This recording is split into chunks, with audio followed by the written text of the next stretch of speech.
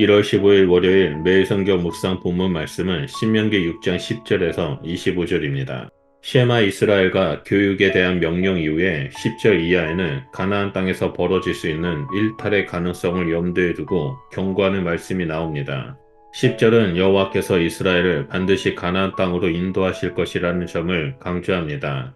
여호와가 이스라엘을 가나안 땅으로 인도하는 이유는 아브라함과 이삭과 야곱을 향하여 내게 주리라라는 맹세한 땅이기 때문입니다. 10절의 하반절부터 11절은 여호와가 약속한 땅에 있는 것을 서술합니다. 가장 먼저 여기에는 이스라엘이 건축하지 아니한 크고 아름다운 성읍과 이스라엘이 채우지 아니한 아름다운 물건이 가득한 집이 있습니다. 이를 통해 저자는 가나안 땅에 풍요롭다라는 점과 다른 한편으로는 이스라엘의 노력 없이 풍요로움을 누릴 수 있게 될 것이라는 점을 강조합니다. 이 밖에도 11절에는 이스라엘이 차지하는 땅이 여호와의 은혜로 주어진 것임을 표현하기 위해 이스라엘이 하지 않은 것을 반복하여 기록되어 있습니다. 건축하지 않은 성읍, 채우지 않는 집, 타지 않는 우물, 심지 않은 포도원과 감람나무, 이것은 생명을 보호하고 유지하는 데 기본적인 것들입니다. 이스라엘은 가나안 땅에 들어가서 가나안 족속의 것을 차지하며 배불리 먹을 것입니다. 그런데 갑자기 12절부터 어조가 바뀝니다. 모세는 이스라엘에 조심하고 잊지 말라라고 명령합니다. 10절까지는 여호와의 맹세, 약속으로 가나안 땅에 들어갈 수 있었다면 12절 이하에서는 가나안 땅에서 이스라엘이 마땅히 행해야 할 것을 묘사합니다. 그것은 첫째, 여호와를 잊지 말아야 합니다. 이는 여호와의 말씀, 여호와께서 행하신 일, 언약을 잊지 말라는 것입니다. 이스라엘이 가나안 땅의 축복을 누리는 가장 중요한 조건은 출애굽의 역사를 이루신 여호와를 잊지 않고 기억하는 것입니다. 둘째, 이스라엘은 여호와를 경외하며 그를 섬겨야 합니다. 14절에서 여호와를 경외한다는 말이 무슨 뜻인지 금지 명령을 통해서 표현하고 있습니다. 그것은 너희는 다른 신들, 곧 내 사면에 있는 백성의 신들을 따르지 말라입니다. 왜냐하면 15절에 너희 중에 계신 너희의 하나님 여호와는 질투하시는 하나님이기 때문이라고 말합니다. 그리고 우상 숭배를 따른 대가를 경고합니다. 너희 하나님 여호와께서 내게 진노하사 너를 지면에서 멸절시킬까 두려워하노라 라고 말합니다. 16절은 강야에서 이스라엘의 시행착오를 언급하면서 시험하지 말라는 명령이 복수 형태로 나옵니다.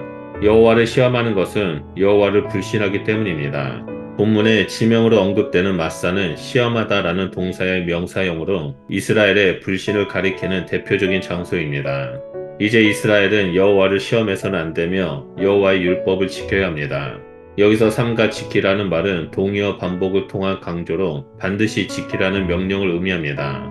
저자는 계속해서 이스라엘의 정직하고 선량한 행위를 요구합니다. 덧붙여 정직하고 선량한 행위의 기준을 여호와의 눈이라고 제시합니다. 저자는 여호와가 모세에게 전한 토라를 여호와의 눈에 합당한 기준으로 제시합니다. 20절 이하에 이스라엘 후손에게 가르쳐야 할 것을 언급합니다. 여호와의 율법의 뜻에 관한 문답을 통해 율법의 본질이 왜곡되어서는 안 된다는 것을 보여줍니다.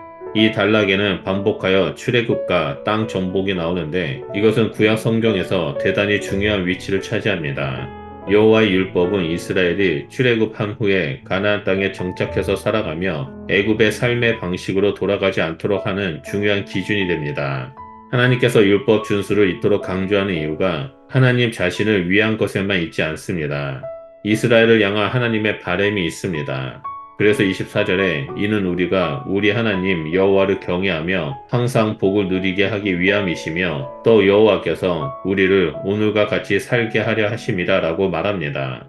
마지막으로 본문은 여호와의 율법 준수를 의로움과 연결시킵니다. 출애굽과 가나안 땅 정착은 은혜로 주어졌지만 가나안 땅에서 삶을 유지하기 위해서는 율법을 실천해야 합니다. 가나안 땅은 분명 축복의 땅입니다. 하지만 강야보다 더 안전한 땅은 아닙니다.